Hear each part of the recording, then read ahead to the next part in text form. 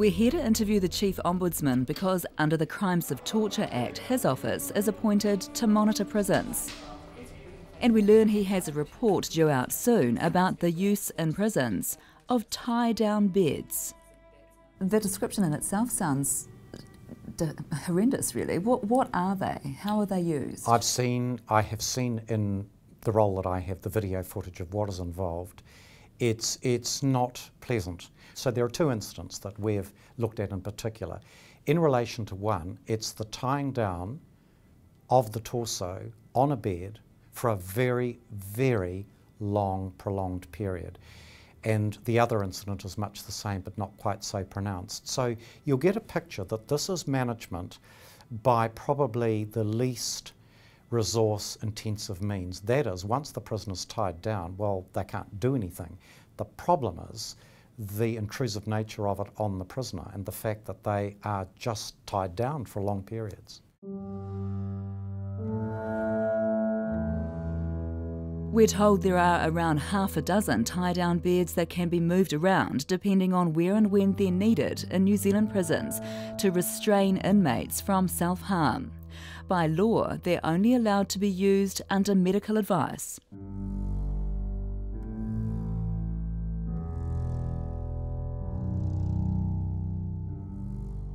It just does conjure up some kind of Victorian-era treatment, doesn't it? The idea of strapping an inmate to a bed, maybe with the best of intentions so that they can't continue to self-harm, but surely there's a better way than that. Well, there are two things about this. One is that there are international standards. So we don't just fly a kite, we look at what the international expectations are.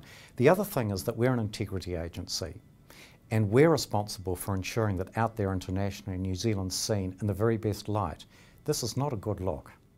Does the use of tie-down beds treat prisoners with dignity, do you think? It doesn't.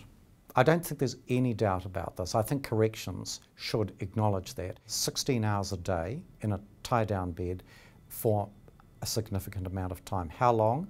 Days, weeks. 16 hours a day strapped to a bed? Correct. In a New Zealand prison? Correct. In Pāremoremo? Correct. The Ombudsman, of course, can't release personal information, but we're later told the investigation now includes 4 inmates. In fact, we've learned there have been concerns about tie-down beds for a long time. There's evidence in one case from 2002 of a prisoner being tied down for about 22 hours in circumstances declared a breach of the Bill of Rights. And in 2013, the coroner ruled on the death of an inmate who had hung himself, sometime following prolonged restraint, including on a tie-down bed. He said it was important not to underestimate the psychological impact. And a forensic psychiatrist told the inquest that tie-down beds are not used in mental health facilities, and their use in prisons made him very uncomfortable.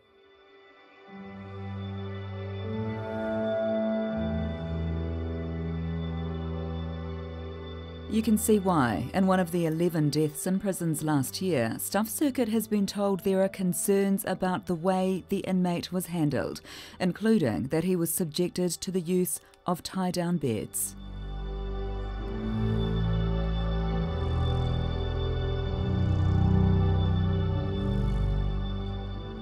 We want to talk to the family of Ricky Seller, described to us as one of the most prolific self-harmers in the New Zealand prison system. He died in Pāremoremo in November last year. What does his family think of how he was treated in prison? Ricky Seller grew up in Masterton as Richard Gallia. This is his dad Keith and sister Kim. Keith, what was Richard like growing up? Oh, typical young fella. A little shit some days, and other days he was good. He had his good mood swings. He'd be good. You ask him to do anything, he'd do anything. Other days he just wouldn't be there to do nothing. He started getting into trouble from quite a young age. Yeah, he was diagnosed with ADHD. He was 10, 11 years old when he first got into trouble. His criminal career started young and never really stopped. Ricky was in and out of prison his whole life. but his ability to cope with it seemed to diminish.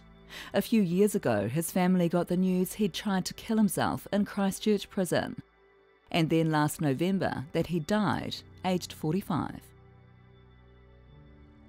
Have you had any answers yet? No answers. We haven't heard anything back. What information have you had from corrections about how your brother died? And about what led up to that? Nothing, have we? Well, I haven't personally. Themselves, nothing. There's something else.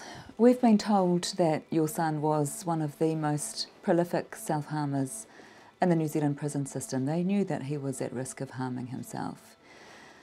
We've been told that he was subjected to the use of a tie-down bed, which is where they restrain the prisoner by their torso and their arms and their legs in order to protect them from themselves for periods of time. What do you make of that? Absolutely shock, horror, disgusting. Why they use those sort of tactics in New Zealand. I mean, this is New Zealand, God's sake. The way that I've just described that tie-down bed to you, have you heard that before, been told that before by anyone at corrections or by anyone else? No, never. We don't know yet how often or how long your brother was in those circumstances. Yeah. But we do know that the Ombudsman is investigating a case where an inmate was strapped to a tie-down bed for 16 hours a day for weeks at a time. That's disgusting. Very. Oh.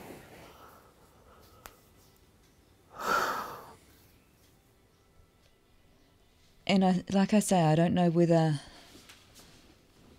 it was happening to Richard to that extent. Why should a human have to go through that? I can't understand it. I guess the point is that regardless of his crime and what he was in there for this time, as his dad, you expected he would be safe. Yes, I would. And, you know, I loved him. I still, even to the day, even now, I still love him. And I know he's died, but one of my children. I've got 5 children. He's one of my kids. And so, yeah, no, I thought he'd be safe. In this photo here, this is Richard. Okay.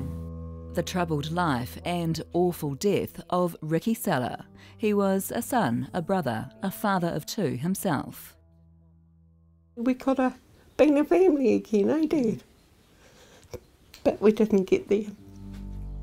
The last crime he was sent to prison for was awful, and nobody, least of all his family, is seeking to minimise that. He was where he should have been.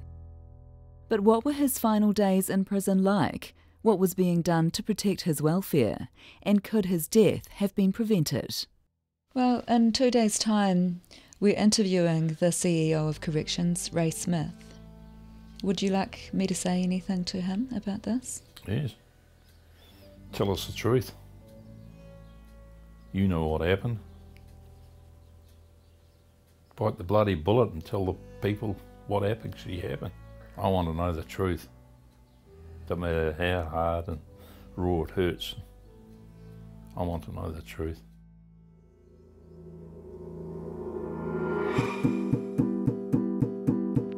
Next episode, we seek out that truth on Ricky's family's behalf.